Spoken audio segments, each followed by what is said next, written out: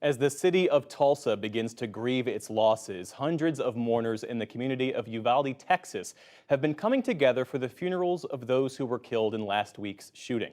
Amna Navaz is back with more on how that community is coping. Jeff, it's been just over a week since the shooting in Uvalde, but families and community members are just beginning to navigate their grief. Counselors and mental health providers are making themselves available to the community to help cope with the trauma and the loss. Joining me now to talk about her work in Uvalde and best practices for those dealing with this tragedy is CEO and Clinical Director of San Antonio Counseling and Behavioral Center, Dr. Martha Livingston. Dr. Livingston, welcome to the NewsHour. Thank you for joining us. You and I met down in Uvalde when you had just arrived with your colleagues from San Antonio. You set up shop in a number of clinics and basically said, anyone who needs our help, we are here, come on in. So give me a sense, during your time on the ground there, who came to see you? What were they sharing with you? Yeah, we felt the need, compelled to go down there, being only an hour and a half away, and having the ability to, as a therapist, to help people going through this crisis. We actually linked up with the pediatrician from that community, the only pediatrician in town, and he allowed us to use his clinic as a safe space. So people were able to come in, whether it was first responders, siblings of, some of the victims, and family members. And what kind of things were they sharing with you? I imagine in those early days, there's a lot of shock. So what do people say when they come to you?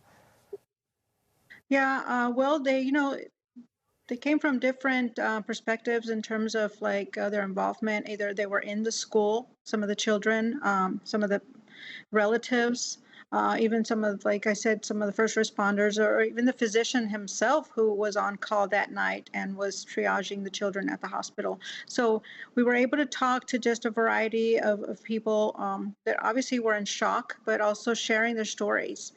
So I think that just as human beings, we need to share our experiences and what we dealt with, and that's one of the ways that they process what they've gone through. So our job was really to listen to them, to validate what they had seen and experienced, to help them process it. What about the children you mentioned there, the many hundreds of children who made it out of that school, the ones who survived? I spoke to the mother of one who'd been incredibly traumatized being in the classroom where the shooting happened. But so many children are trying to process this. What do you say to them when they come to you? And what are they like when they come to you? What questions do they have? Yeah, we saw one particular child who was very traumatized, still shaking, from the experience and really thinking that the shooter would come back. So they're really still in that space, and trying to help them make sense of it, and making them feel safe is really key. I know the parents are struggling to find the words to say to make them feel like things are going to be okay in this sort of time where we it's okay to not be okay.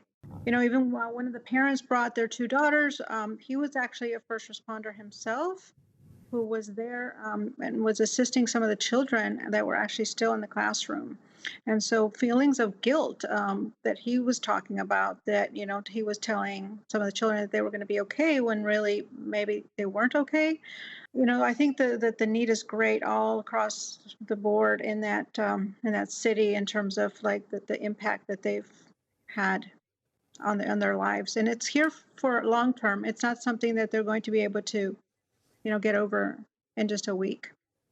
Dr. Livingston, as we speak here today, of course, we're just covering another mass shooting in Tulsa yesterday. The Uvalde shooting followed the Buffalo shooting 2 weeks earlier. People watching around the country are also feeling a toll in their own way. I wonder what you can say to them about why and when they should seek support, and how to talk to children about this.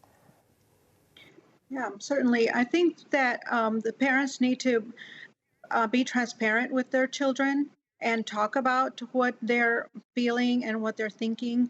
They're obviously exposed to it. We can't shelter them from it. They're going to be seeing it on social media, on television. And so really helping their children make sense of what's going on in the world. And if they feel that they need professional help, there certainly are resources for them in and around their communities to access.